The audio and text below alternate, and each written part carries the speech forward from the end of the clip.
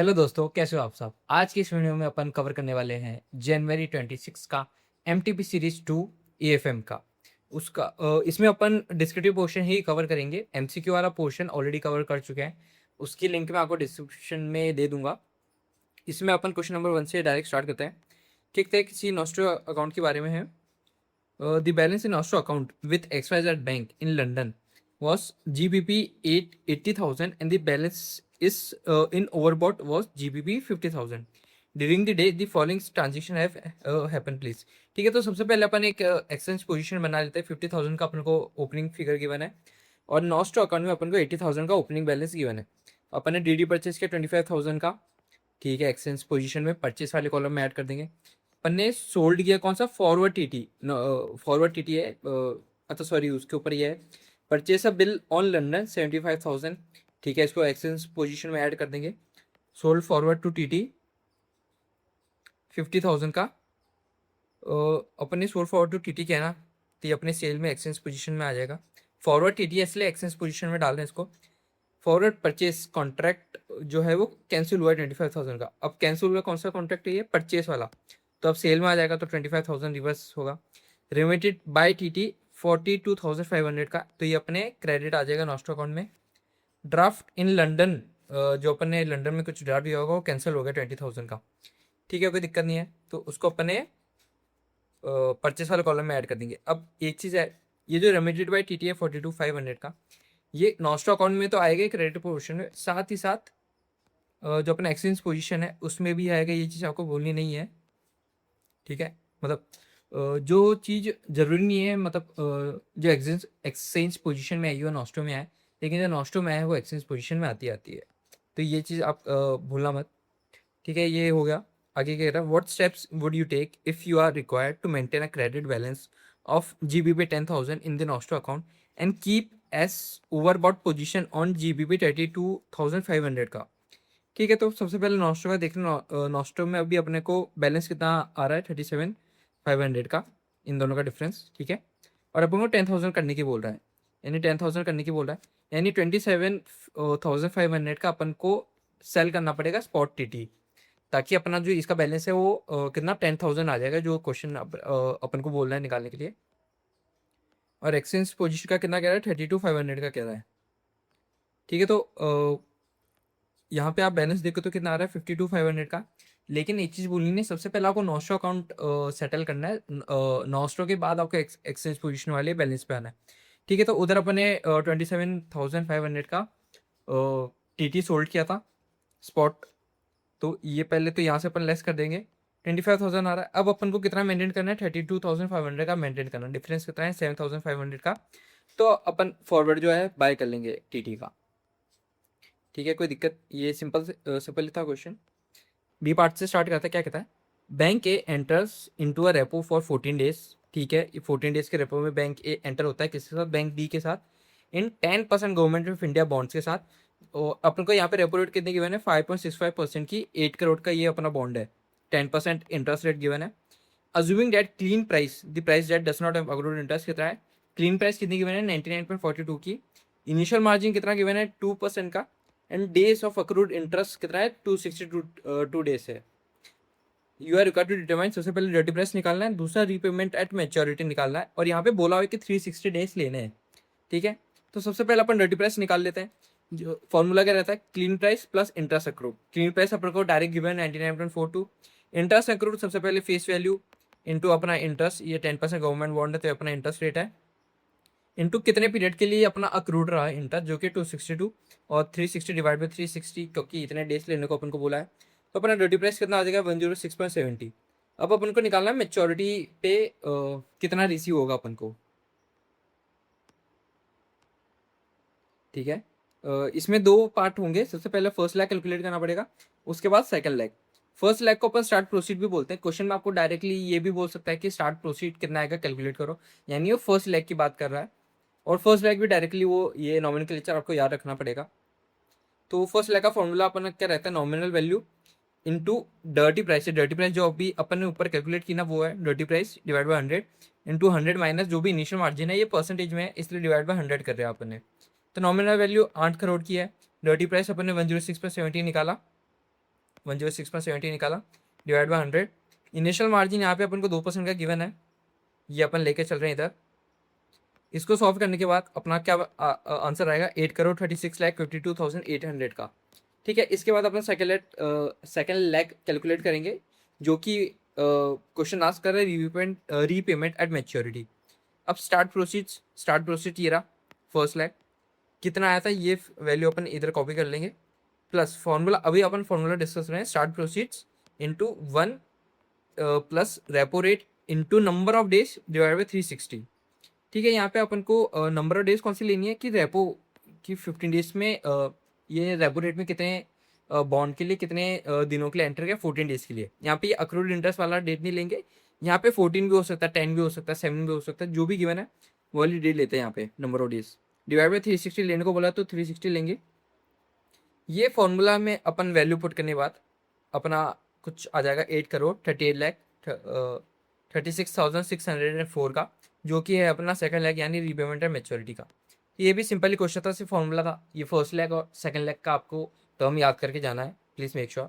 ठीक है, C point अपना थ्योरी पॉइंट है, आप डायरेक्ट आंसर से रेफर कर सकते हो। सेकंड डे पे चलते, क्या कह रही है, the closing value of a stock market index for the month of October is given below. ये क्लोजिंग वैल्यू गिवन है स्टॉक की। You are required to test the weak form of efficient market hypothesis by applying the run test at 5%, 10% level of significance। ठीक है, ये इसमें basically आपको run test का क्या रहता है कि प्लस माइनस देखना है। जैसे 2800 है, इससे गया 2780 पे, यानी ये क्या हुआ, माइनस हुआ है। ये क्या हुआ है, इधर माइनस हुआ है। ठीक है, इन दोनों के बीच में ये चीज़ क्या हुई है, प्लस हुई है, ये प्लस हुई है। 830 से 760 हो गया, अब ये क्या हुआ, ये माइनस हुई है, माइनस माइनस माइनस हुई है। ठीक है, माइनस हुई है। ये भी डायरेक्ट फॉर्मूला बेसिस को भी देखते हैं डायरेक्ट आंसर से, ये रहा। तो सबसे पहले अपन ने इसकी साइन ऑफ जो भी प्राइस चेंज होंगी उसकी साइन निकालिए, minus plus plus minus minus plus जो भी है सबका कैलकुलेट कर लेंगे। फिर लास्ट में एक टोटल निकालेंगे कि total of sign price changes are कितना, 8 कैसा है, मैं आपको एक बार बता देता हूँ कि कैसे कैलकुलेट करते हैं। फॉर एग्जाम्पल, जैसे ये फर्स्ट टाइम आया तो फर्स्ट हो गया 2 3, फिर ये प्लस कब तक आ रहा है 4, फिर माइनस कब तक आया अपने, ये फिफ्थ टाइम 6, फिर ये माइनस की पूरी एक 7 और ये 8। तो ऐसे करके टोटल नंबर ऑफ अपना जो ये साइन ऑफ प्राइस चेंज होता है ये 8 बार चेंज हुआ है, पहले माइनस माइनस माइनस, तो ऐसे करके अपना ये 8 कैलकुलेट हुआ है। ठीक है, नंबर ऑफ पॉजिटिव चेंज कितने, 11, यानी कितनी बार अपने पूरे टेबल में प्लस आ रहा है, कितनी बार आ रहा है, 11 बार। इसको टोटल करेंगे। वैसे ही नेगेटिव भी कैलकुलेट करेंगे, जो कि 8 बार आ रहा है। फिर ये फॉर्मूला रहता है new R equals to 2n1 n2 divide by n1 plus n2 plus 1। इसको सॉल्व करने के बाद अपना ये न्यू निकलता है, जो कि है 10.36 का। फिर उसके बाद अपन को ये एक न्यू परसेंट, अब इसको SD कह सकते हो, स्टैंडर्ड डिवीजन, वो निकालना है। इसका भी सेम फॉर्मूला थोड़ा डिफरेंट हो जाता है, 2n1 n2 divide by n1 plus n2। अब यहाँ पे होल स्क्वायर हो जाता है। ठीक है, फिर 2n1 वापस 2n1 n2 minus n1 divide by n1 plus n2 minus 1। ठीक है, सिंपल फॉर्मूला है। इसको कैलकुलेट करके अपना SD कितना आ गया, 2.06 का। अब सबसे पहले अपन को ये दो क्वेश्चन पूछ रहे हैं कि 5% और 10% पे कितना आएगा वो निकालना है। तो अब अपन को लोअर लिमिट और एक अपर लिमिट निकालनी रहती है, जिसका क्या फॉर्मूला रहता है, new minus T into standard deviation. यहाँ पे अपन को डी टाइम गिवन है क्या क्वेश्चन में, देखते हैं। ये रहा, जो 5% है इसके लिए टी कितना है, 2.101 है, और जो 10% है उसके लिए टाइम कितना है, 1.734। ये क्वेश्चन में गिवन होगा टी। ठीक है, तो न्यू अपन ने कैलकुलेट किया ऊपर, टी क्वेश्चन में गिवन है, और स्टैंडर्ड डिविएशन अपन ने कैलकुलेट कर लिया। तो फॉर्मूला सेम ही रहेगा, लोअर लिमिट और अपर लिमिट के लिए डिफरेंस क्या, सिर्फ माइनस प्लस का। लोअर में यहाँ पे अपन को माइनस मिलेगा और अपर लिमिट में प्लस मिलेगा सिंपली। तो लोअर लिमिट कितनी है, 5.932, और ये कितनी है, 14.588। वैसे अपन 10% पे भी निकाल लेंगे, क्या रहता है, 6.688 और 13.832। अब एस सीन जो ये आर है, अपन को देखना है कि जो आर है वो लाई कर रहा है नहीं कर रहा बिटवीन लोअर लिमिट और अपर लिमिट के बीच में। तो अपन ने आर यहाँ पे कितने कैलकुलेट की थी, 8। तो सबसे पहले अपन 5% में देख लेते हैं क्या ये इसके बीच में लाई कर रहा है, कर रहा है, बिल्कुल कर रहा है। और क्या ये 10% के बीच में भी लाई कर रहा है, बिल्कुल कर रहा है, इन दोनों के लेवल के बीच में। As seen R lies between this limits, hence the market exhibit weak form of efficiency. अगर जो आर होती है ये दोनों लिमिट के बीच में अगर लाई करती है तो जो अपना मार्केट हो तो week form of efficiency show करना है। ये आपको नोट करके लिख के आना, अपना बेसिकली कंक्लूजन है कि ये लाइन तो आपको लिख के आनी है, इसके भी मार्क्स रहते हैं। और ठीक है, सिंपल सा इतना सा क्वेश्चन था ये, बहुत ही आसान है। चाहे आपको न्यू वाला फॉर्मूला और स्टैंडर्ड डिवीजन वाला फॉर्मूला याद होना चाहिए। टी अपन को क्वेश्चन में गिवन रहता है, और रन अपना कितना वो रन हुआ है प्लस माइनस का एक सीरीज वो रहता है। ठीक है, पी अपना थ्योरी का है, इसको स्किप करते हैं, आप इसको डायरेक्ट पढ़ सकते हो क्वेश्चन से, आई मीन आंसर से। थर्ड पार्ट क्या कहता है, XY Limited is interested in expanding its operation and planning to install a unit at US, ठीक है। For the proposed project, it requires a fund of $15। अब ये जो ये प्रोजेक्ट चालू करना चाहता है इंडिया में, उसके लिए इसको $15 मिलियन की रिक्वायरमेंट है, जो कि है net of issue expenses flotation cost. जो भी फ्लोटेशन कॉस्ट है उसको काटने के बाद $15 चाहिए अपन को। दी एस्टिमेटेड फ्लोटेशन कॉस्ट कितनी यहाँ पे गिवन है, 3%। To finance the project it propose to issue GDRs, ठीक है। अब ये फाइनेंस कैसे करना चाहता है, GDR इशू करेगा, उससे जो पैसे आएंगे उससे ये प्रोजेक्ट को फंड करेगा। You as a financial consultant is required to compute the number of GDRs to be issued and cost of the GDRs with the help of following additional information. ठीक है, ये क्या इन्फॉर्मेशन गिवन है अपन देखते एक बार read करते हैं, फिर आप आंसर्स डिस्कस करते हैं। इसका क्या है, expected market price of share at the time of issue GDRs is 350, face value 100 given है। ठीक है, अपन को मार्केट प्राइस कितनी एक्सपेक्टेड है, 350 की गिवन है। 3 शेयर शेल अंडरली ईच GDR, एक GDR में जनरली अपन को क्वेश्चन में 2 मिलता है, लेकिन इस बार इस MTP में अपन से 3 शेयर्स बोला है कि एक GDR में 3 शेयर होने वाले हैं। And shall be price at 6% discount to the market price. ठीक है, एक्सपेक्टेड एक्सचेंज रेट कितनी, 84 रुपीज़ है पर डॉलर। डिविडेंड कितना अपन पे करने का सोच रहे हैं, 10% का, विद ग्रोथ रेट ऑफ 8%।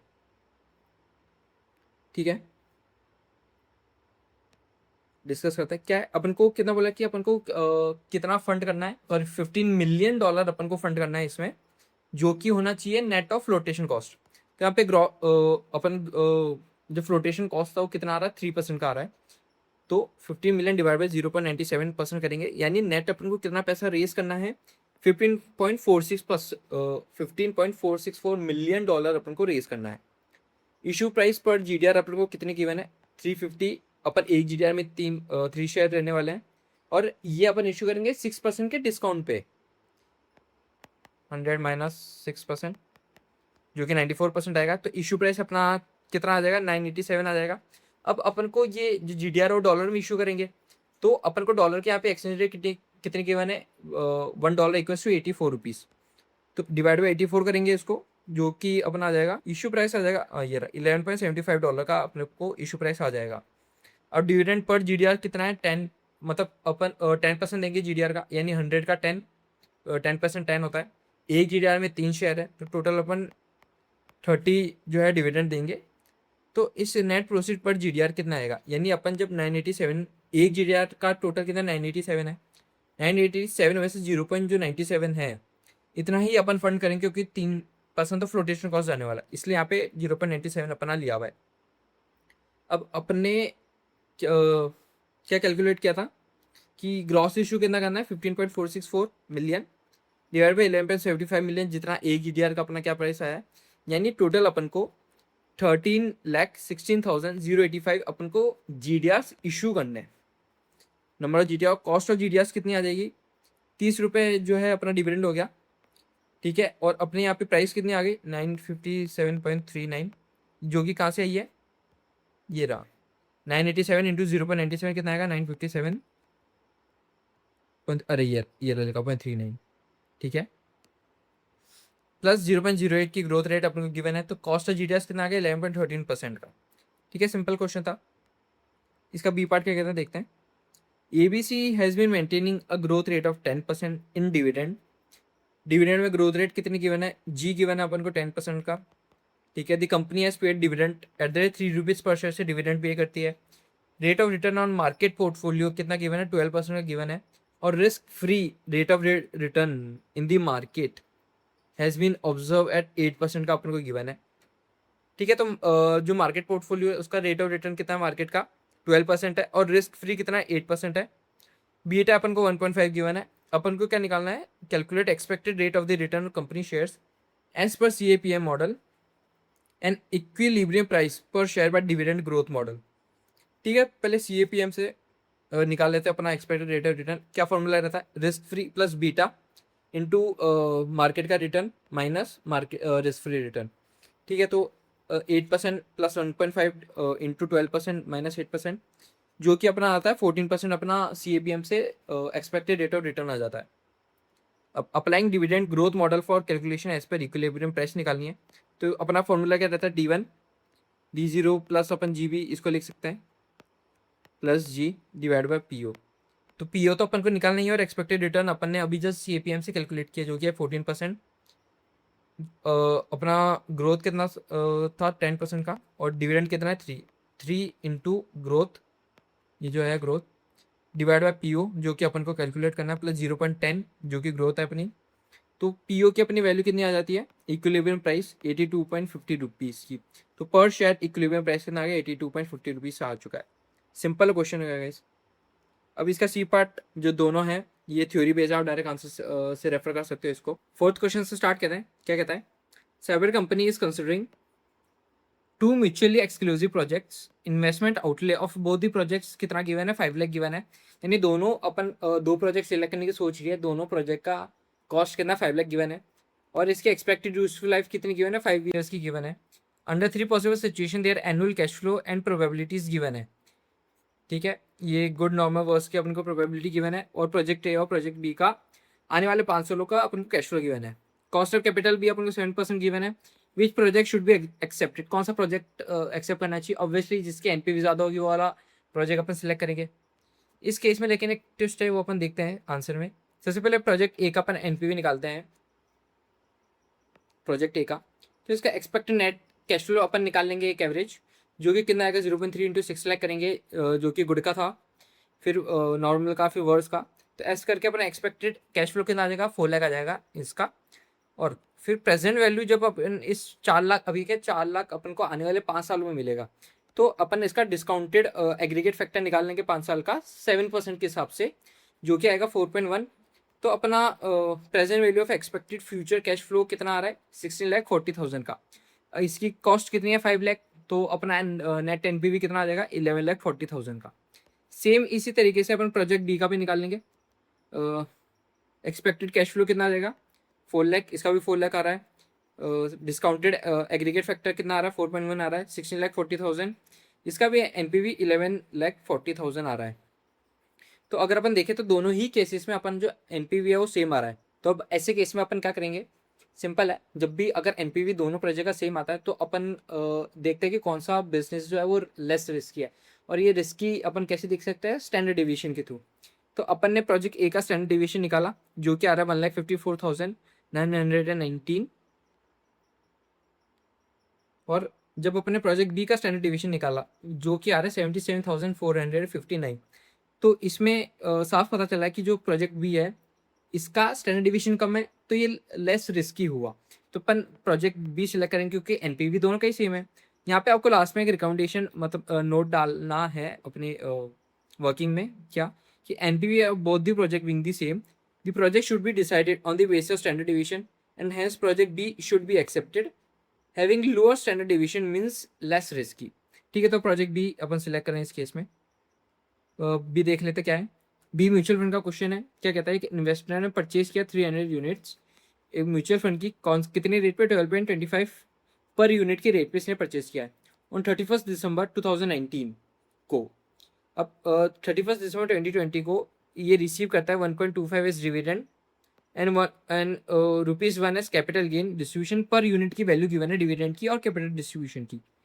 अब हमको दो चीज़ें निकालनी है। पहली क्या है, the return on the investment if the NAV as on 31 December 2020 कितना है, 13 है। और ठीक है, पहले ये फर्स्ट क्वेश्चन देखते हैं क्या कहता है। सबसे पहले अपन चेंज इन प्राइस निकालेंगे बिटवीन एक साल के बीच में कितने का प्राइस चेंज आया। तो क्लोजिंग माइनस ओपनिंग, मतलब जितने भी अपन ने परचेज किया, तो 0.75 का अपने ये एप्रिसिएशन हो चुका है। डिविडेंड इश्यू है 1.25 का, कैपिटल गेन डिस्ट्रीब्यूट किया 1, तो इसका अपने नेट सम कितना आ जाता है, 3 रुपीज़ आ जाता है पर यूनिट। तो और ये 12.25 भी अपना पर यूनिट है, तो अपना रिटर्न ऑन इन्वेस्टमेंट कितना आ जाएगा, 24.49% का आ जाएगा। कैसे, total return divide by opening into 100 करके रिटर्न इन्वेस्टमेंट आ जाएगा। ये अल्टरनेटिव आप स्किप कर सकते हो, कोई इतना वो नहीं है। ठीक है, नेक्स्ट क्वेश्चन ये देखिए, कहता है the return on the investment as on 31 December 2020 if all the dividend and capital gain distribution reinvested into additional units. ये क्या कह रहा है कि ये जो अपन को कैपिटल डिस्ट्रीब्यूशन और डिविडेंड मिला है, अगर अपन इसको री इन्वेस्ट कर देते हैं, यानी मतलब into additional units of the fund eight 12.50 की रेट से अपन इसको यूनिट्स में कन्वर्ट कर लेते हैं, तब अपने पास कितना रिटर्न होगा वो अपन को कैलकुलेट करना है। तो अपन यहाँ पे अपन कैलकुलेट किया कि 2.25 का इन दोनों का टोटल अपना क्या हो रहा है, कैपिटल डिविडेंड और कैपिटल जो एप्रिसिएशन है इन दोनों को मिला के 2.25 हो रहा है। कितने यूनिट्स पे और कितने रेट पे अपन को कन्वर्ट करना है, 12.50 पे। 2.25 300 यूनिट्स पे जाके जो कि होता है 675 डिवाइडेड 12.50 के रेट से अपन को कन्वर्ट करना है, तो अपने पास कितना आ जाएगा, 54 यूनिट्स हो जाएगा। तो अब अपने पास टोटल कितने यूनिट्स हो चुके हैं, 354 यूनिट्स हो चुके हैं। ठीक है, तो अब 354 यूनिट्स की 13 रुपीज़ के हिसाब से कितना आ जाएगा, 4602 रुपीज़ का आ जाएगा। और अपने पास इनिशियली 300 यूनिट्स थे, कितने पे परचेज किए थे, 12.25 पे, जो कि 3675 का। तो ऑब्वियसली अपन इसका रिटर्न निकालेंगे जो कि आएगा 25.22%। तो देखा जाता क्वेश्चन है बोला नहीं है, लेकिन बेनिफिशियल आप ये नोट लेके आ सकते हो कि अगर अपन इसको री इन्वेस्ट करें ऐसा यूनिट में, तो ये वाला ज़्यादा बेनिफिशियल रहेगा। ठीक है, सी पोर्शन में थ्योरी है, आप डायरेक्ट आंसर से रेफर कर सकते हो। फिफ्थ देखते क्या बोला है कि total market value of the equity share of ORE company कितनी गिवन है, 60 लाख गिवन है। And total value of debt अपन को गिवन है 40 लाख की। The treasurer estimate that the beta of the stock is currently 1.5, यानी किसका बीटा है, इक्विटी का बीटा अपन को गिवन है। At the expected risk premium of the market कितना है, 10 अपन को गिवन है रिस्क प्रीमियम। और ट्रेजरी बिल की रेट है 8%, यानी अपन को आरएफ गिवन है। आरएफ मतलब risk free. What is the beta of the company of the existing portfolio of the asset, यानी बीटा किसका निकालना है, एसेट का निकालना है। और एसेट बीटा अपन कैसे निकालते हैं, बीटा इक्विटी इनटू जो भी वैल्यू ऑफ इक्विटी होता है divide by value of debt plus value of equity. ठीक है, इसका आंसर से देखते क्या बोलता है। ये रहा अपने को बीटा इक्विटी 1.5 गिवन है, बीटा एसेट ऐसे निकाल लेंगे अपन, जो कि अपने पास कितना आता है 1.5 60 divide by 60 plus 40, equity plus debt दोनों लेते हैं, तो अपना एसेट बीटा कितने का आ जाएगा, 0.9 आ जाएगा।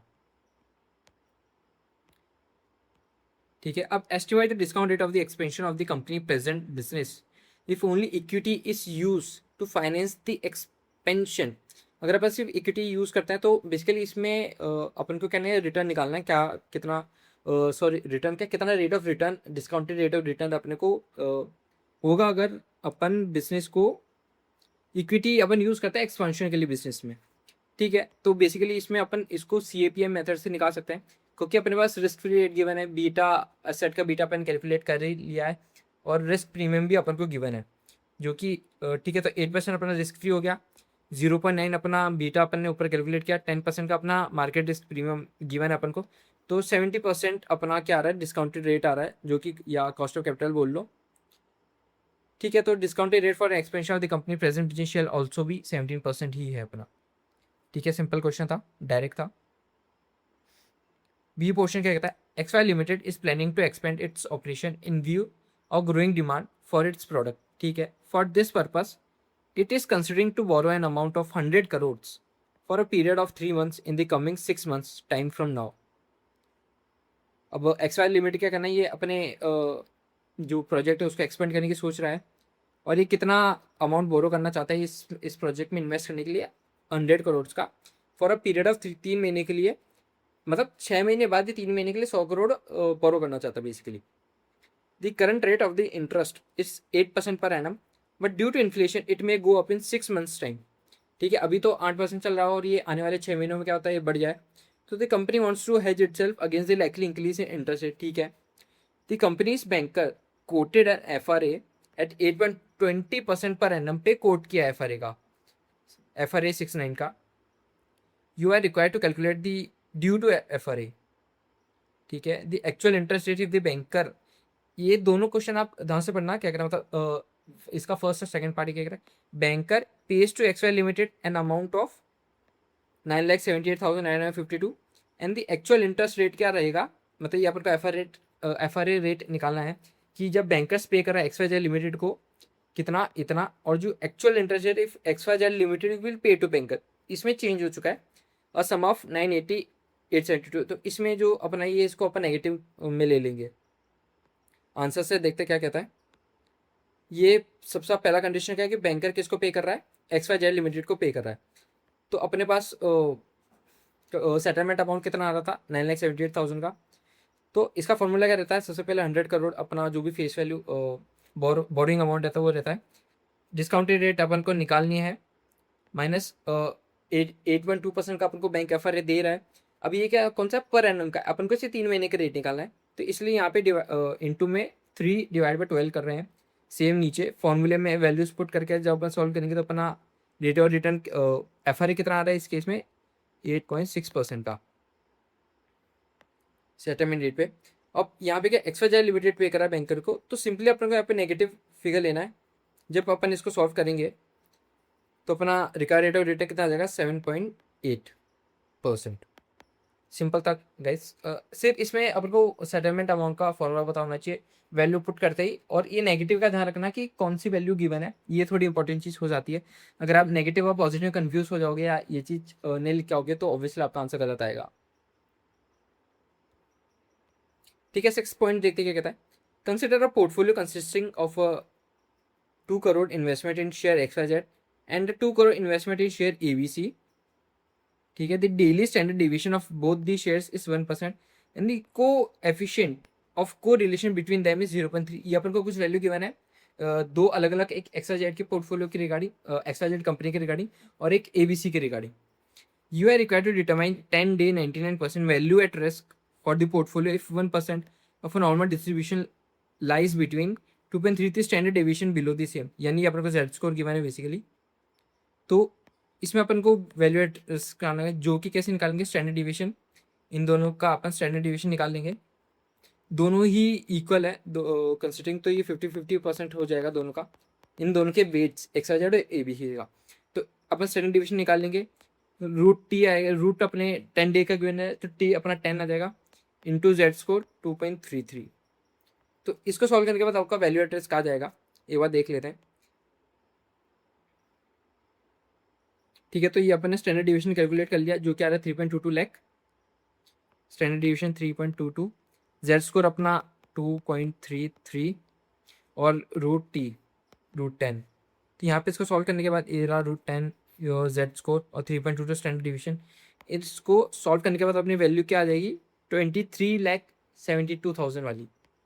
ठीक है, तो सिंपल था, वार निकालने का डायरेक्ट फॉर्मूला ये है स्टेप, बस आपको स्टैंडर्ड डिविएशन कैलकुलेट करना आना चाहिए, इसका फॉर्मूला याद होना चाहिए, तो आप वार इजीली कैलकुलेट कर सकते हो। ठीक है, इसका बी पार्ट देखते हैं, बी इसका लास्ट पार्ट है। During the audit of the weak bank RBI has suggested that the bank should either merge with another bank or may close down। ठीक है, strong bank has submitted a proposal of merger of weak bank with itself. Strong bank ने weak bank को बोला कि आ जाओ अपन मर्ज करते हैं एक साथ। रिलेवेंट इन्फॉर्मेशन अपन को बैलेंस शीट की गिवन है, बहुत ही कंपनीज की, ये वीक बैंक है और स्ट्रॉन्ग बैंक है जो प्रपोजल दे रहा है, और इनके कुछ वेट्स गिवन है, ये बैलेंस शीट अपन को गिवन है। ठीक है, तो एक बार अपन इसके क्वेश्चन का पार्ट देख लेते हैं क्या आस्क कर रहा है, फिर अपन आंसर्स पे जाके डिस्कस करते हैं। सबसे पहले क्या पूछा है, स्वैप रेशियो अपन को डिटरमाइन करना है based on the above weights. ये जो अपन को इधर वेट्स गिवन है, असाइन वेट्स, इसके बेसिस पे अपन को स्वैप रेशियो डिटरमाइन करना है। Ascertain the number of shares to be issued to weak bank. ठीक है, जो भी अपना वेट्स के अकॉर्डिंग अपना स्वैप रेशियो आएगा, उसका अकॉर्डिंग अपन शेयर्स निकाल लेंगे कितना वीक बैंक को जाएगा। बैलेंस शीट आफ्टर मर्जर अपन बना सकते हैं। फिर कैलकुलेट करना है CAR और gross NPA of this strong bank after merger का। ठीक है, सिंपल क्वेश्चन है, सारे डायरेक्ट है। तो स्टार्ट करते हैं कैलकुलेशन ऑफ बुक वैल्यू पर शेयर से। क्या कह रहे हैं, शेयर कैपिटल अपन को कितनी, इसकी 150 गिवन है, इसकी 500 गिवन है, रिजर्व सरप्लस 80 और 5,500 गिवन है अपन को। ठीक है। प्रीलिमिनरी एक्सपेंसिव अपन को वीक बैंक में स्ट्रॉन्ग बैंक में नहीं है, तो अब अपना नेट बुक वैल्यू कितना आ जाएगा 180 और इसका आ जाएगा 6000। नंबर ऑफ आउटस्टैंडिंग शेयर्स कितने हैं वीक बैंक के 15, स्ट्रॉन्ग बैंक के 50 गिवन है, तो बुक वैल्यू पर शेयर कितना आ जाएगा, तो इन दोनों को इसको इससे डिवाइड करेंगे 12 और इसका 120 आ जाएगा बुक वैल्यू पर शेयर। स्वैप रेशियो देखते हैं अपन का, जो ग्रॉस एनपीए गिवन है 13%, इसका स्वैप रेशियो इतना आ जाएगा। CAR 5/16, इसका वेट 28% गिवन है, तो 0.0875 इसका वेट आ जाएगा। मार्केट प्राइस का अपन आ जाएगा 0.0400 का। बुक वैल्यू पर शेयर अपन अभी जस्ट कैलकुलेट किया, इसका वेट 10% है, ये आ जाएगा 0.100 का। तो टोटल अपने पास स्वैप रेशियो सारी बुक वेट्स के अकॉर्डिंग कितना आ जाता है, 0.1750 का अपने पास आ जाता है। Thus, for every share of weak bank, 0.1750 shares of strong bank shall be issued. यानी वीक बैंक को 0.1750 की स्वैप रेशियो से स्ट्रॉन्ग बैंक के शेयर्स मिल जाएंगे for every 1 share of weak bank. Simple सा, ठीक है। अपन ने क्या बोलते हैं इसको, स्वैप रेशियो तो निकाल लिया। अब दूसरा क्या कह रहा है, number of equity shares to be issued कितना हो जाएगा 150 डिवाइड बाई 10, स्वैप रेशियो 150 अपना रुपीज़, 2.625 लाख शेयर्स अपन इशू करने वाले हैं। अब बैलेंस शीट आफ्टर मर्जर निकालेंगे। बुक वैल्यू ऑफ शेयर्स कितना है 180, वैल्यू ऑफ शेयर्स अपने कितने का इशू कर दिया 26.25, तो ये ऑब्वियसली लेस होगा अपने बुक वैल्यू से। तो कैपिटल रिजर्व कितने की अपने पास आएगी 153.75 लाख की। तो अब डायरेक्टली आपको जो वैल्यू गिवन है वही उठा के यहाँ पे पुट करनी है। Paid of share capital total कितना हो जाएगा 526.25 का, 500 पहले का और इसका 26.25 जो अपन इशू किया। रिजर्व एंड सरप्लस 5500 का आ जाएगा। कैपिटल रिजर्व 153.75 अभी जैसे अपन ने कैलकुलेट किया। Deposits as it is, other liability बाकी सारी चीज़ सेम टू सेम अपने आ जाएगी और ये अपना मैच हो जाएगा बैलेंस शीट। ठीक है। डी पॉइंट क्या कहता है, कैलकुलेशन ऑफ कार्ड निकालना है, आफ्टर मर्जर निकालना है स्ट्रॉन्ग बैंक का। तो कार कैसे निकालते हैं, total capital divide by risk weighted assets. अपन को capital adequacy ratio weak bank का 5% ऑलरेडी गिवन है और स्ट्रॉन्ग बैंक का 16% अपन को गिवन है। टोटल कैपिटल भी गिवन है 186,000 इसका अपन को गिवन है टोटल कैपिटल। अभी जस्ट अपन ने ऊपर कैलकुलेट किया ही है गिवन क्या है। तो इसका CAR कैसा आ जाएगा, आफ्टर मर्जर कुछ है तो मर्ज के बाद इन दोनों का ऐड हो जाएगा। सॉल्व करने के बाद कितना है 15.05% CAR आ रहा है स्ट्रॉन्ग बैंक का आफ्टर मर्जर। अभी ये ग्रॉस एनपी रेशियो पूछा है कितना आ जाए, gross NP divide by gross advance into 100। अपन को जो GNPA है कितने गिवन है 0.40 और इसकी कितनी गिवन है 0.05 की ग्रॉस एनपी गिवन है। तो ग्रॉस एनपी अपना ये अपन को परसेंटेज भी गिवन है, अपन इसकी वैल्यू निकाल लें जो कि आएगी 1400 लाख और इसकी आ जाएगी 1350 लैक्स की। तो टोटल कितना आ जाएगा 2750 लाख का अपना ग्रॉस एनपी आ जाएगा, जो कि क्वेश्चन में अपन से पूछा है, ये पूछा ना। ग्रॉस एनपी परसेंटेज नहीं है, परसेंटेज तो गिवन ही है। तो ग्रॉस एनपी अपन को पूछा है स्ट्रॉन्ग बैंक आफ्टर मर्जर का, तो और ये अपन ने उसके लिए एडवांसेस।